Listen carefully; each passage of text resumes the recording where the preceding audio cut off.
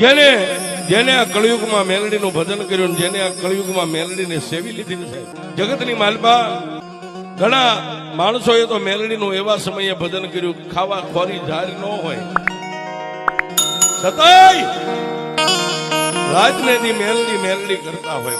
બહુ સમય પહેલાની વાત છે સાહેબ. કુળમાં મેલડી પૂજાય કે ન પૂજાય એનાથી મેલડીને કઈ લેવા દેવા નથી સાહેબ. પણ ખરા સમયે જો તમે મેલડીની સામે નજર કરી દો ને, મેલડી કે હે કાળા માથાના માનવી, કોઈ અંત વેળાએ જો મારી મેલડીનો બની જાય ને, અંત વેળાએ મારી મેલડી સામે આંખમાંથી કદાચ આહોળું પડી જાય ને, તો હું મેલડી એને કમોતે મરવા નથી દેતી. પણ સાહેબ અત્યારે તો આપણા બધાની માથે માતાજીની કૃપા છે, લીલી મહેર છે સાહેબ. રેવા બંગલા, ફરવા ફોર વ્હીલ ગાડીઓ, પણ જેથી માણાની પાસે કાંઈ નતું સાહેબ.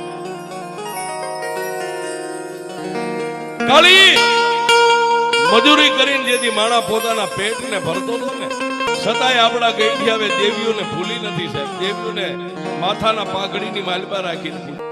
અને એ સમયની જો વાત કરીએ તો અત્યારના જુવાનિયાને વાત ગળાઈ ન ઉતરે. પેલા આહો મહિનાની નવરાત્રી આવે ને, માતાજીના કદાચ લાપસી નિવેદ કરવા હોય, માતાજીના ફળાને સિંદૂર ચડાવવું હોય, માતાજીની જમણી બદલાવાનો તો વેત નતો. એની જમણી ધોઈ અને પાછી હંકેલી અને એની જમણી મઠમાં મેકી દે. માણાની પાસે બીજું એક જોડી સારું કપડું ન હોય. આવા સમયની માલપા જેને જેને દેવીઓને હાંચવી લીધી છે ને, એના અમર ઇતિહાસના ચોપડે નામ લખાઈ ગયા. પણ એ સમયની વાત કરીએ સાહેબ, બહુ દૂર નહીં. આજનું જે આપણું ગેલાસાનું બરવાળા રહ્યું ને,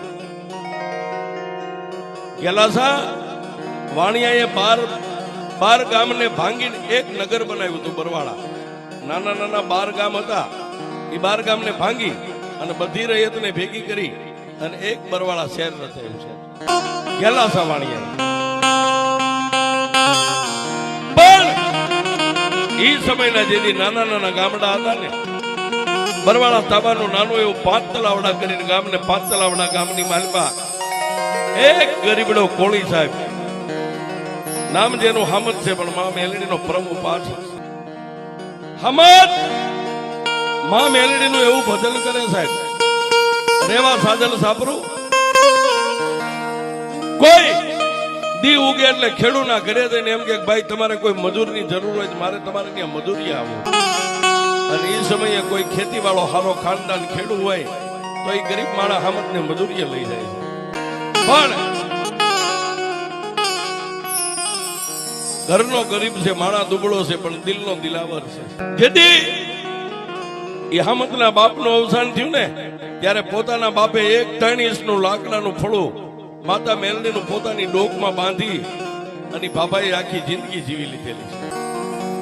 પણ જેથી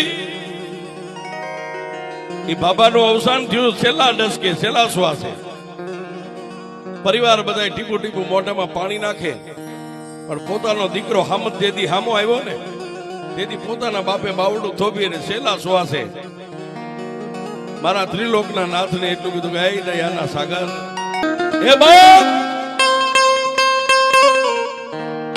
તારી ભાઈ હું ધન દોલત ઇજ્જત કે આબરૂ નથી માંગતો, પણ મારા ખોળિયાની માલપાથી પ્રાણ નીકળે ને એ પેલા મારો દીકરો મારી સામે આવીને ઉભો છે ને, ખાલી મોઢામાંથી 2 શબ્દ મારા નીકળે ને એટલી ખાલી મને વાણી આપે. માણા એમ કે જયારે મરવાની વેળા હોય ને ત્યારે માણાની વાચા બંધ થઈ જાય. 2 આંખમાંથી શ્રાવણ અને ભાદરવો જયારે હાલવા માંડ્યો અને મારા ત્રિલોકના નાથને મા મેલડીને કરવું સાહેબ, એ દાદાની વાણી ખુલી. પોતાના દીકરાનું બાવડું પકડીને એટલું કીધું, સામાન ગામની માલપા ખોરડું નથી, સીમમાં મારે ખેતર નથી, હું તને બીજું તો હું આપતો જાઉં. પણ એ બાપ,